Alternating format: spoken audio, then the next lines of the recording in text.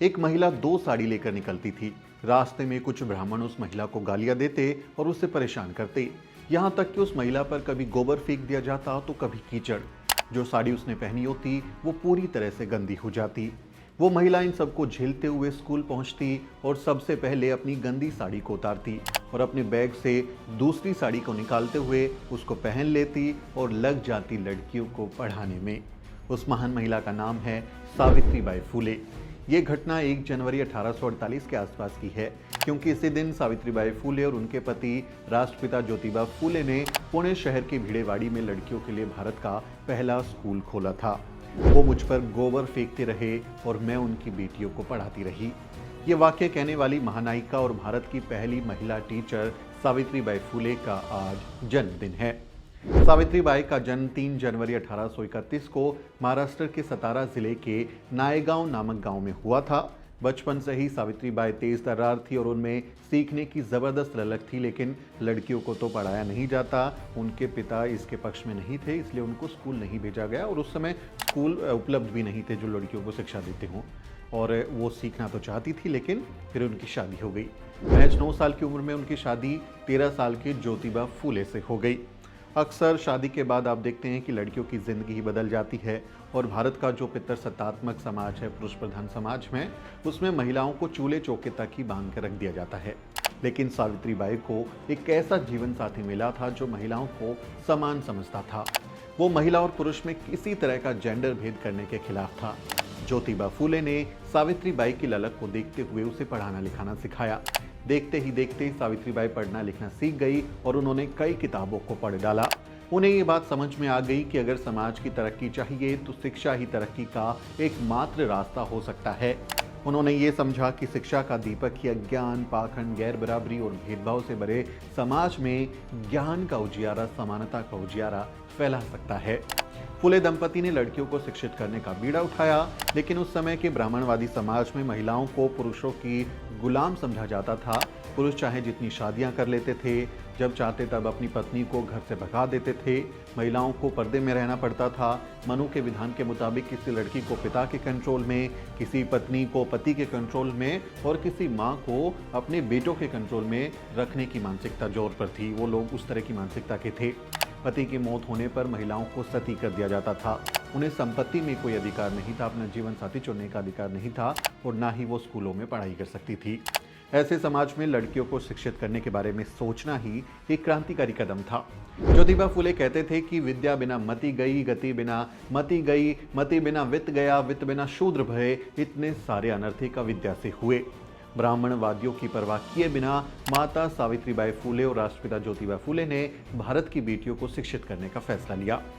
सावित्रीबाई ने ज्योतिराव के साथ मिलकर 1 जनवरी 1848 को पुणे में बालिका विद्यालय की स्थापना की, पहला स्कूल खोला और इस स्कूल में किसी भी समाज की लड़की एडमिशन ले सकती थी और उसे उसकी जाति नहीं पूछी जाती थी। कोई भी उसमें रोक टोक नहीं था। जैसे गुरुकुलों में उस समय जाति के आधार पर एडमिशन होता था, वैसा इस स्कूल में नहीं था। फुले की शिक्षा क्रांति ने पुणे को धीरे धीरे एक एजुकेशन हब के रूप में तब्दील कर दिया। फुले का नाम और काम महाराष्ट्र ही नहीं, देश दुनिया में गूंजने लगा कि ये फुले दंपति ने कितना कमाल का काम किया है। तमाम मुश्किलें पेश आई, लेकिन वो रुके नहीं। आर्थिक तंगी और विरोधियों की साजिशों के चलते एक स्कूल तो बंद होता तो दूसरा स्कूल वो खोलने की कोशिश में लग जाते। कि कई बार ऐसा होता था कि एक स्कूल जो है आर्थिक तंगी से या फिर लोग परेशान करते वो बंद हो जाता, लेकिन वो दूसरा स्कूल खोलने की कोशिश में लग जाते। चंद सालों के भीतर ही फुले ने, जो फुले दंपति हैं, माता सावित्रीबाई फुले और राष्ट्रपिता ज्योतिबा फुले, उन्होंने करीब 18 स्कूल खोल दिए। लड़कियों और अछूतों के लिए ज्ञान और मुक्ति का रास्ता बना दिया। बहुत बड़ी बात थी उस समय के लिए, जिस पर आज ये सरपट दौड़ते चले जा रहे हैं। आप देखें, चाहे वो दलित समाज हो, ओबीसी समाज हो, आदिवासी समाज हो, महिलाएं हों, तमाम लोग तरक्की के रास्ते पर आगे बढ़ रहे हैं। इसका रास्ता राष्ट्रपिता ज्योतिबा फुले और माता सावित्रीबाई फुले जैसे बहुजन नायक नायिकाओं ने ही बनाया है। माता सावित्रीबाई ने मुक्ता साल्वे जैसी सशक्त दलित महिलाओं को तैयार किया। मुक्ता साल्वे का एक किस्सा है, वो शिक्षा हासिल करने वाली, मैं आपको बता दूं कि मुक्ता साल्वे कौन है। मुक्ता साल्वे शिक्षा हासिल करने वाली यानी पढ़ने लिखने वाली महार जाति की पहली लड़की थी। अगर महज 14 साल की उम्र में उनका ऐसा तेवर देखा जाता था जिसको देखकर लोग हैरान रह जाते थे कि 14 साल की बच्ची और इतना ज़बरदस्त उसमें तेवर है। एक किस्सा है कि 15 फरवरी 1855 को मुक्ता साल्वे ने अपनी क्लास में एक एस्से लिखा और उसको क्लास के सामने पढ़ा। वो पढ़ते हुए कहती हैं कि ब्राह्मण लोग कहते हैं कि अन्य जाति के लोगों को वेद नहीं पढ़ना चाहिए। इसका मतलब ये हुआ कि हमारे लिए कोई धर्म ग्रंथ नहीं है, तो क्या फिर हम धर्म रहित हैं? हे भगवान, हमें ये बतलाओ कि हमारा धर्म कौन सा है। अंग्रेजों के आने से पहले ये ऊंची जाति के लोग हमसे जरा सा अपराध होने पर हम महार मांग जाति के लोगों की गर्दन छाट देते थे। हम एक गुल टेकड़ी के आम बाजार में घूमने की आज़ादी तक नहीं थी, वो आज़ादी अब हमें मिल गई है। अब सोचिए 14 साल की बच्ची मुक्ता साल्वे जिसको शिक्षित किया फुले दंपति ने, उसमें कितनी बड़ी अलग जगह, कितनी बड़ी वो क्रांति का संचार उसमें हुआ। आज भारत की महिलाएं अंतरिक्ष में छलांग लगा रही हैं, ट्रेन चलाने से लेकर हवाई जहाज उड़ा रही हैं, चाहे खेल का मैदान हो या जंग का, हर जगह अपनी काबिलियत को साबित कर रही हैं। मनुस्मृति जैसे धर्म ग्रंथों में जिन महिलाओं को इंसान भी नहीं माना गया, वो आज आसमान नाप रही हैं। ये सब कैसे मुमकिन हो पाया? वो कौन लोग थे जिन्होंने महिलाओं की मुक्ति का रास्ता तैयार किया? उनमें सबसे बड़ा नाम है सावित्रीबाई फुले और राष्ट्रपिता ज्योतिबा फुले का। उन्हें खूब परेशान किया गया, लेकिन वो रुके नहीं। ब्राह्मणवादियों के साम दाम दंड भेद भी फुले दंपति को रोक नहीं पाए। इस बीच एक दिलचस्प वाकया हुआ, एक घटना और मैं आपको बताता हूं कि अंग्रेजी सरकार ने फुले की पाठशाला में पढ़ने वाले छात्र छात्राओं की एक खुली प्रतियोगिता का आयोजन किया। कहा जाता है कि अंग्रेज़ों तक उनकी पढ़ाई लिखाई की बातें पहुंच गई थी और कई लोग जो ब्राह्मणवादी लोग थे वो साजिश भी रच रहे थे कि ये तो सिर्फ दिखावा है, कोई पढ़ाई वढ़ाई वहाँ नहीं होती है, वहाँ पे बकवास होती है। तो अंग्रेज़ अफसर ने वहाँ पर एक कंपटीशन किया, ओपन कंपटीशन था और इसका मकसद था फुले स्कूल की जो विद्यार्थी हैं उनकी योग्यता को जांचना।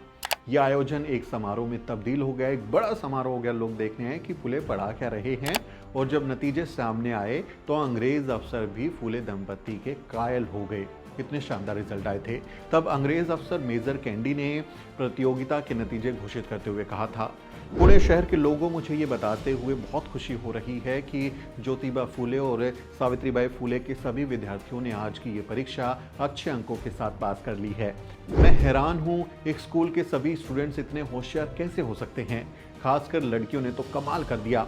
इतने कम वक्त में इतना बढ़िया रिजल्ट वो लेकर आए हैं, मैंने अपनी ज़िंदगी में नहीं देखा।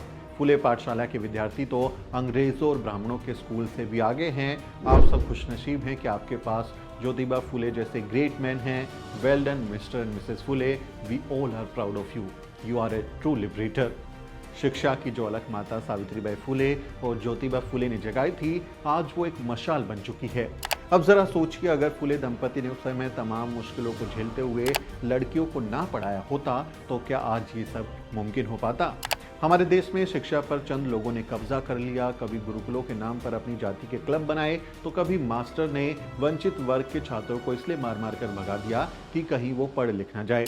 आज जो ये बहुजन देश दुनिया में दिख रहे हैं, महिलाएं देश दुनिया में तरक्की कर रही हैं, हमारे देश की खासकर जो बेटियां हैं, लड़कियां हैं, उसके पीछे फुले जैसे महानायक और सावित्री जैसी महानायिका का अदम्य साहस और त्याग छिपा है कि उन्होंने ज़बरदस्त साहस दिखाया, समाज से लड़ी और उन्होंने बहुत कुछ कुर्बान भी किया। लेकिन विडंबना देखिए कि उन्हें इतिहास में कभी भी वो स्थान नहीं मिल सका जो उन्हें मिलना चाहिए था। हमारा देश एक ऐसे व्यक्ति के जन्मदिन पर टीचर्स डे मनाता है, सर्वपल्ली राधाकृष्णन, जिस पर अपने ही छात्र की पीएचडी थीसिस को चुराने का आरोप है कि उन्होंने अपने छात्र की जो पीएचडी थीसिस उनके पास चेक करने के लिए आई थी, उसी को अपने नाम से किताब में छपवा दिया। लेकिन ऐसी महान महिला टीचर सावित्रीबाई फुले जैसी जो महिला हैं, उनके जन्मदिन पर उन्हें सम्मान नहीं दिया जाता। क्या सावित्रीबाई के जन्मदिन पर भारत में टीचर्स डे नहीं मनाना चाहिए? और क्या भारत की पहली शिक्षिका माता सावित्रीबाई फुले को भारत रत्न से सम्मानित नहीं किया जाना चाहिए? अपनी राय कमेंट में ज़रूर लिखें। आपसे अपील है कि वीडियो को शेयर करें ताकि बाकी लोगों की भी ज्ञान वृद्धि हो सके, वो इस महानायिका के बारे में कुछ दिलचस्प बातें जान सके। आपसे अपील है वीडियो को शेयर करें और हमारे चैनल को सब्सक्राइब करना ना भूलें। मेरा नाम सुमित चौहान है और इस वीडियो स्टोरी में मेरी मदद कर रही है मेरी सहयोगी अजरा। अगले वीडियो में मुलाकात होगी दोस्तों। वीडियो के अंत में आपसे एक छोटी सी अपील। साथियों, अगर आपको द न्यूज वीक का काम पसंद है और आप चाहते हैं कि हम यूं ही अम्बेडकरवादी पत्रकारिता करते रहें, तो हमारी आर्थिक मदद जरूर करें। आप अपनी स्क्रीन पर दिखाई दे रहे इस क्यूआर कोड को स्कैन करें और न्यूज वीक फाउंडेशन के खाते में अपनी दान की राशि भेजें। क्यूआर कोड के अलावा आप यूपीआई के जरिए भी मदद कर सकते हैं। आप हमारी यूपीआई आईडी newsweek@yes बैंक पर भी मदद भेज सकते हैं।